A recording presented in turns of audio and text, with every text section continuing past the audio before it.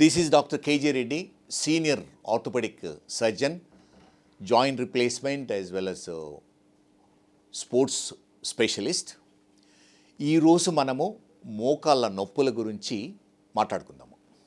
మోకాళ్ళ నొప్పులు అనేటివి చాలామందికి కామన్. ప్రతి ఒక్కరికి సమ్ టైమ్ ఆర్ అదర్ ఈ మోకాళ్ళ నొప్పులు అనేటివి వస్తూ ఉంటాయి. సో చాలా వరకు ఈ మోకాళ్ళ నొప్పులు చాలా సింపుల్ రెమెడీస్తో తక్కువ అవుతాయి అని చాలా వరకు వాటంతట అవి తక్కువైపోతుంటాయి.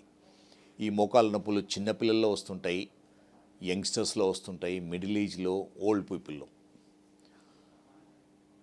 ఈ చిన్నపిల్లల్లో వచ్చే మోకాళ్ళ నొప్పులు చాలా వరకు గ్రోత్ పెయిన్స్ అంటాం, గ్రోయింగ్ పెయిన్స్.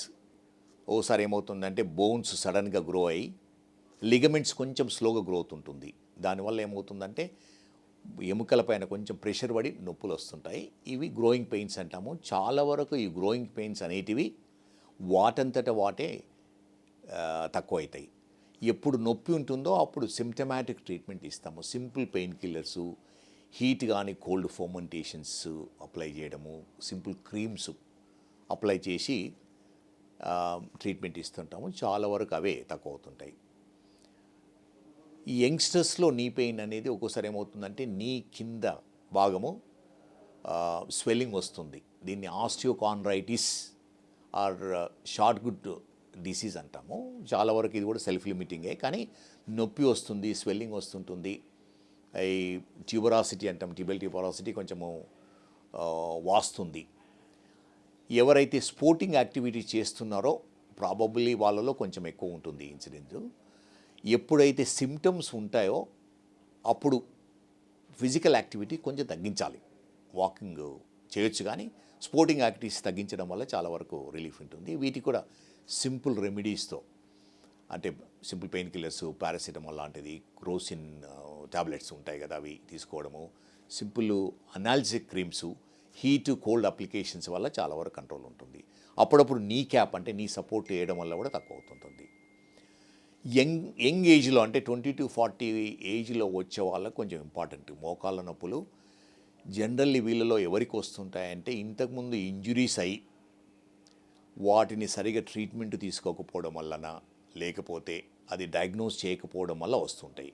కామన్ రీజన్స్ ఏవి అంటే మెనిస్కల్ ఇంజరీ అంటే కార్టిలేజ్ ఇంజరీ వల్ల నొప్పి వస్తుంటుంది. ఒకసారి లిగమెంట్ ఇంజరీ, ఏసీఎల్ కానీ పీసీఎల్ ఇంజరీ అయితే ప్రీవియస్ యాక్సిడెంట్స్ వలన, స్పోర్ట్స్ ఇంజరీస్ వల్ల అవి ఆ నొప్పి కంటిన్యూ అవుతుంటుంది.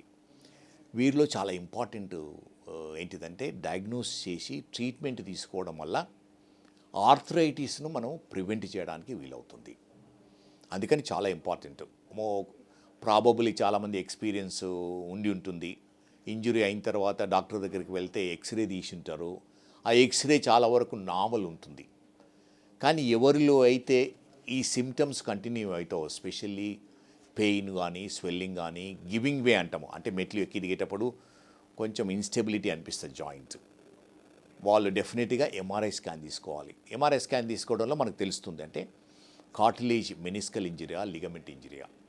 ఈ రోజు రేపుల్లో కార్టిలేజ్ కానీ, మెనిస్కల్ ఇంజరీ కానీ కంప్లీట్గా క్యూర్ చేయొచ్చు ఆపరేషన్ వల్ల. చిన్న ఆపరేషన్, ఆర్థ్రోస్కోపీ సర్జరీ అంటాము, కీహోల్ సర్జరీ.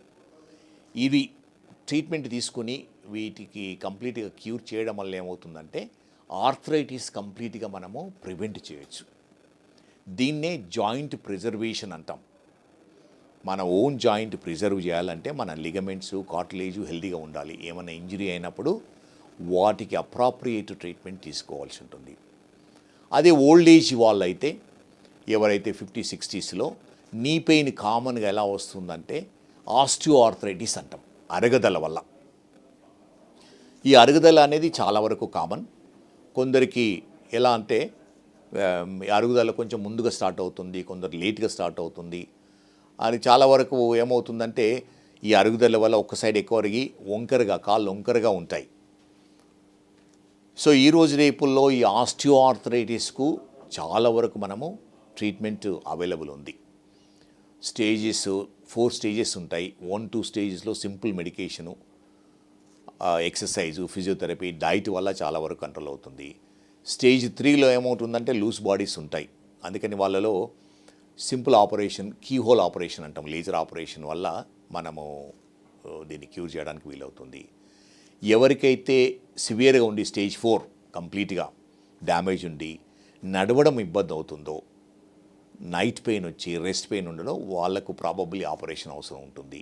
నీ రీప్లేస్మెంటు అవసరం ఉంటుంది. ఈ నీ రీప్లేస్మెంట్ కూడా ఈరోజు రేపులో చాలా సక్సెస్ఫుల్ ఆపరేషన్. ఎందుకంటే ఒకప్పుడు ఇది పెద్ద ఆపరేషన్ ఉండేది, కానీ ఈరోజు రేపుల్లో 25-30 మినిట్స్లో ఈ నీ రీప్లేస్మెంట్ చేయగలుగుతాము. రోబోటిక్ టెక్నాలజీ వచ్చింది. అందుకని ఎవరికైతే సివియర్ సిమ్టమ్స్ ఉండి ఎక్స్రేస్లో సివియర్ ఆర్థరైటిస్ ఉందో ప్రాబబుల్లీ ఆపరేషన్ చేయించుకోవడం అనేది చాలా ఇంపార్టెంట్. దానివల్ల కంప్లీట్ క్యూర్ ఉంటుంది. సింపుల్ రెమెడీ నీ పెయిన్స్కి ఎలా అంటే, మన కండరాలు, థై కండరాలు స్ట్రాంగ్గా ఉండడం వల్ల ఏమవుతుందంటే, మనం నడిచేటప్పుడు సగం వెయిట్ కండరాలు తీసుకొని సగం వెయిట్ జాయింట్లో ఉండడం వల్ల మన జాయింట్ ప్రొటెక్ట్ అవుతుంది. ఇనీషియల్గా ఎవరికైతే ఆర్థరైటిస్ ఉందో వారు కూడా ఎక్సర్సైజ్ చేసి కండరాలు స్ట్రాంగ్ చేయడం వల్ల చాలా వరకు సిమ్టమ్స్ కంట్రోల్ అవుతుంది. సో బెస్ట్ మెడిసిన్ ఫర్ నీ పెయిన్స్ ఏంటిదంటే, సింపుల్ ఎక్సర్సైజెస్ నీ కండరాలను స్ట్రాంగ్ పెట్టడం అనేది చాలా ఇంపార్టెంట్.